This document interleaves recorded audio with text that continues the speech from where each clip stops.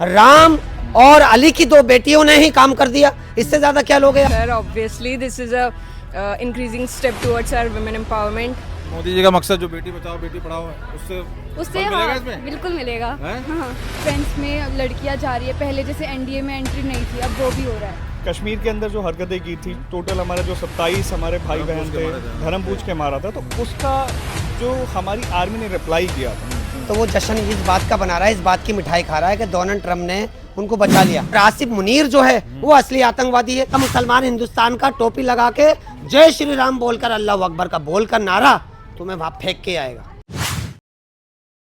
नमस्कार दोस्तों, तो अब देख सकते हैं मैं खड़ा हूँ अभी कर्तव्य पथ पे ही, और इंडिया गेट से आते हुए लोग कुछ देखिए भाई साहब आए, थोड़ा आगे आइए जरा। क्या नाम है आपका? अरशद खान।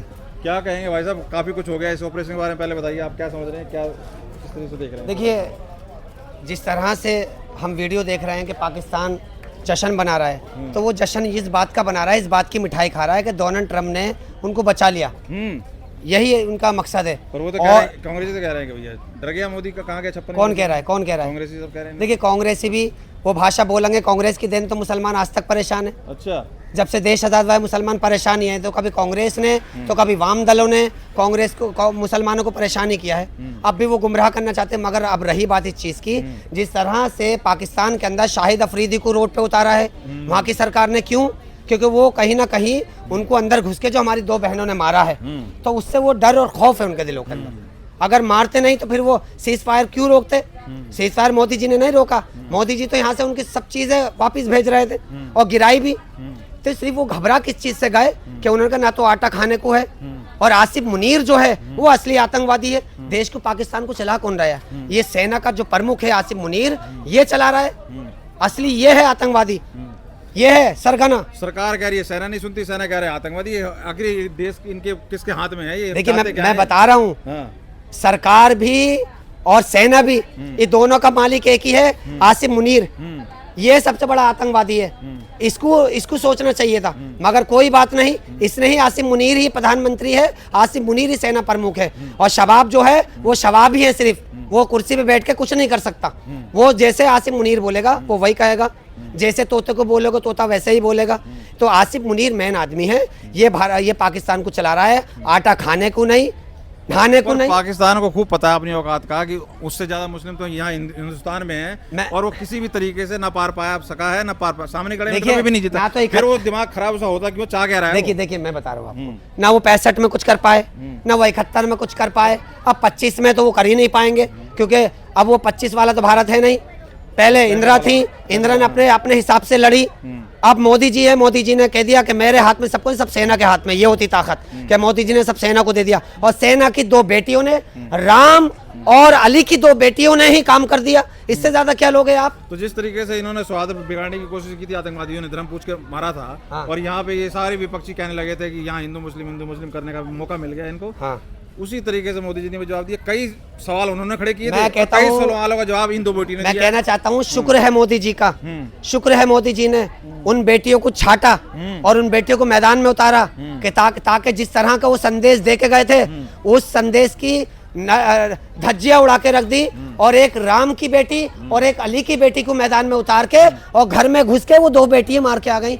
ये है पाकिस्तान की। एक और है कोई नया राठौर है कि लातखोर है क्या? वो देखिए, वो पाकिस्तान के सारे उसके हाँ, बातें समझ में वो आ गई पाकिस्तान आसिफ को? मुनीर उसको पैसे भेजता होगा। अच्छा। नेहा लाठौर है, कौन सी लाठौर है? हाँ। मैं कहना चाहता हूँ, इस लाठौर देश के अंदर जो भी गद्दार हैं, जो पाकिस्तान का झंडा उठा रहे हैं, इस देश के अंदर उनको अल्लाह अकबर जय श्री राम बोलना पड़ेगा। जय श्री राम बोलना पड़ेगा। पर भाई साहब कई वीडियो आ रही है, कह रहे हैं मुस्लिम तो नाम ही नहीं ले रहे अरे पाकिस्तान का, कह रहे हैं कि पाकिस्तान को क्यों मारोगे? मैं बता रहा हूँ, इतने प्यार दिखा रहे हैं। मैं बता रहा हूँ, पाकिस्तान को प्यार कौन दिखा रहा है? 5 लाख बेटी पाकिस्तान में भी आई हुई हैं, हिंदुस्तान की। उनके डबल लगा लो, 30 लाख उनके बच्चे सब मिला के हो गए। खाएंगे यहाँ का आटा, यहाँ का खाएंगे तो गीत तो वहाँ के गाएंगे, क्योंकि उनकी रगों में वहाँ का खून है। तो अब नहीं चलेगा, अब नहीं चलेगा। जो जिन्ना कुतात्मा के साथ चले गए वो चले गए, तो कुछ पिल्ले सांके उसकी यहाँ पे भी है। अब उनको यहाँ से निकालने का वक्त आ गया। तो यहाँ के मुस्लिम तो उनकी वजह से अपना नाम हंसवा रहे हैं या उनके ऊपर शक में जा रहे हैं। मैं कह तो रहा हूँ, मैं उन मुसलमान भाइयों से कहना चाहता हूँ जो देशभक्त हैं, जिन्होंने राम को देखा है, जिन्होंने राम की कहानियां सुनी है, जिन्होंने रामायण देखी है, जिन्होंने कुरान पढ़ा है, मैं उन मुसलमान भाइयों से कहना चाहता हूँ, अब जाग जाओ, अब जागना पड़ेगा। कांग्रेस ने शुरू से लड़ाया, विपक्ष ने शुरू से कभी वाम दल तो कभी कांग्रेस, इन्होंने हमें भय से ही, इसी भय से बातों से डरा रखा है। मगर अब हम हिंदुस्तान का मुसलमान जाग चुका है। हम यहाँ पे पाकिस्तान के न पिल्लों को और न बांग्लादेश के पिल्लों को और न रोहिंग्या पिल्लों को हम पनपने नहीं देंगे।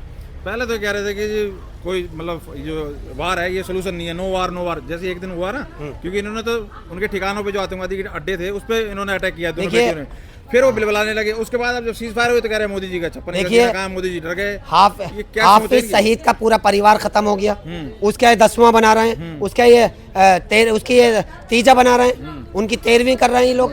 तो इनका तो अंदर घुस के मारा, इनको लगा डर, इनकी हर चीज फेल हो गई, इसकी हर चीज फेल हो गई। हमारी 2 बेटियों ने काम करके दिखा दिया। इन्होंने कहा अगर 10 दिन लड़ाई लड़ ली तो पाकिस्तान रहेगा नहीं, रहेगा नहीं। पीओके ये हम ले ही लेते, इसलिए डर गई है कि जल्दी से अगर सीज फायर का टाइम नहीं दिया, अगर डोनाल्ड ट्रम्प के पैर नहीं पकड़े या हमने ईरान से नहीं बोला तो मोदी हमें मार डालेगा। इसलिए इन्होंने डर के मारे तौबा करी और ट्रम्प के पैर पकड़े। ट्रम्प के जब पैर पड़ गए तो ट्रम्प ने बोला yes prime minister mister Modi, इनको माफ करो, पाकिस्तान को माफ करो। तो मोदी जी ने उनकी रिक्वेस्ट को माना। मोदी जी अच्छे फ्रेंड है ट्रम्प के, इसलिए माना, इसलिए मोदी जी ने उनकी बात मान के सीज फायर को समाप्त किया, क्योंकि मोदी जी का इंसानियत है। मगर मैं कहना चाहता हूं पाकिस्तान वाले सुन लो, पाकिस्तान के दलाल सुन लो, योगी नहीं था, नहीं तो रहम नहीं होता तुम्हारे पास। योगी नहीं था, बमराज बना रखी है, ब्रह्मास। अब हाँ, ब्रह्मास बना रखी उत्तर प्रदेश के अंदर। अब वो उड़ के जो जाएगी वो कराची में गिरेगी। अगर जरी से तुम्हें लगता है कि कहीं कसर बाकी है तो तुम सीज फायर का उल्लंघन कर दो, तुम्हें रात को पता चल जाएगा, करो ना। तो अब ये जैसे सीज फायर करके भी गोले फेंके जा रहा है, ड्रोन फेंके जा रहा है और इसका भरपूर जवाब दिया जा रहा है यहाँ से। तो आखिर चाह क्या रहा है इस बार? मोदी ने कह दिया गोली का बदला गोला से मिलेगा। उनका ड्रोन कोई कामयाब नहीं रहा, उनकी मिसाइल सब हवा में खत्म कर दी, उनकी सबकी फूकें निकाल दी। तो अब उनको कहीं ना कहीं अपनी मुंह तो दिखाना पड़ेगा, इसलिए उन्होंने अपने क्रिकेटर को उतारा है। और क्रिकेटर कहीं ना कहीं अपनी पाकिस्तान की लाज बचाने के लिए खड़े हो गए। शाहिद अफरीदी कुत्ता है, उसने हमारे भारत का खाया, हमारे भारत का पानी पिया, आज वो कुत्ता बोल रहा है। तो वो अपने कुत्तों को समझा रहा है कि हमने सब कुछ भारत के साथ कर दिया। मगर क्या भारत में क्या है वो राहुल पिंडी के लोग जानते हैं, वो कराची के लोग जानते हैं कि हमने कैसे तुम्हारी अंदर डाला है।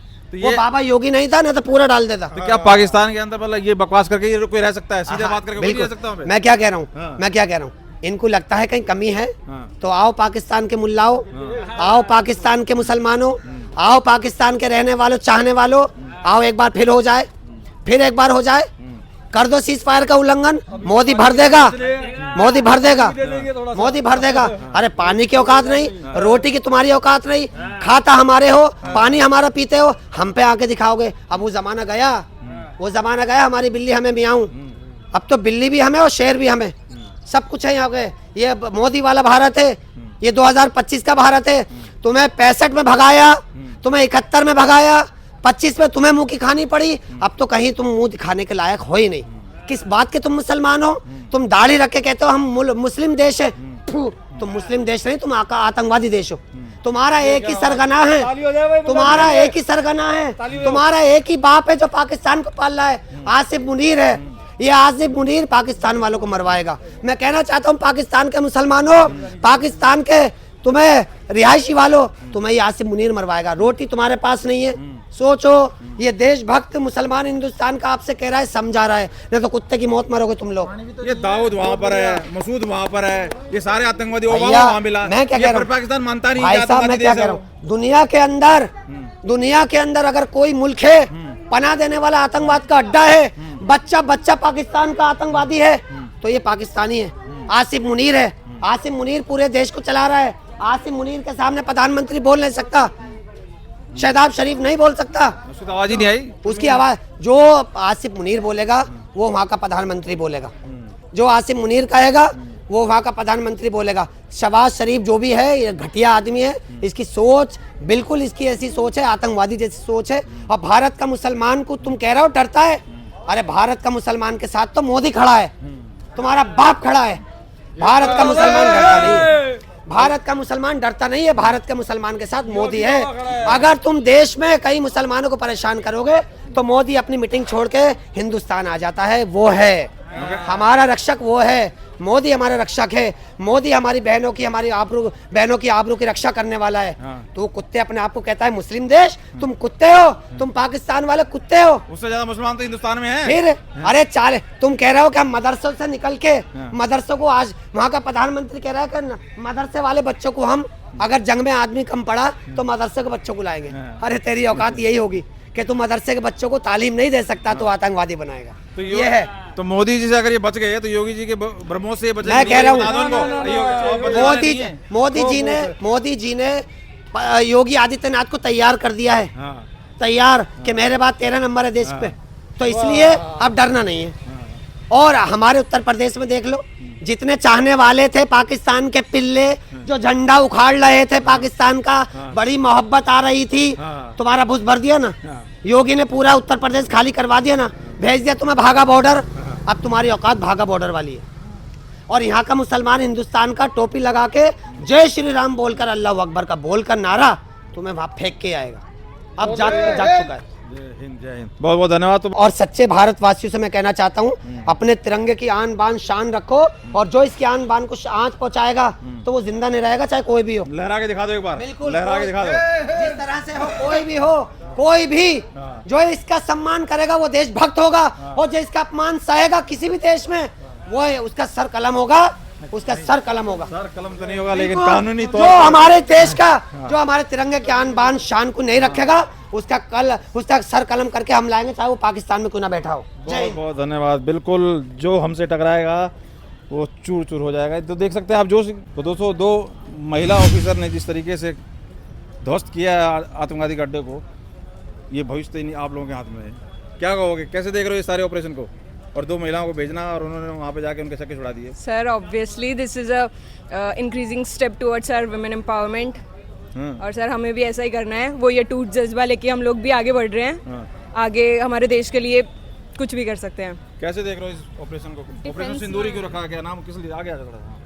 ऑपरेशन सिंदूर इसलिए रखा गया है ताकि जो भी हमारी माताओं या फिर बहनों की अगर सिंदूर को मिटाने की कोशिश करें तो फिर उनको ये दिखा सके कि ये सिर्फ इंडिया ऐसा लेती नहीं है, उसको वापस मुंह तोड़ जवाब देना आता है उनको। और हमारे डिफेंस में बहुत ही कम परसेंटेज है विमेंस की, स्टिल 2 महिलाओं ने ब्रीफ किया पूरे ऑपरेशन सिंदूर को। ये बहुत ही बड़ी बात है और विमेन एम्पावरमेंट को अच्छे तरीके से ये दिखाती है।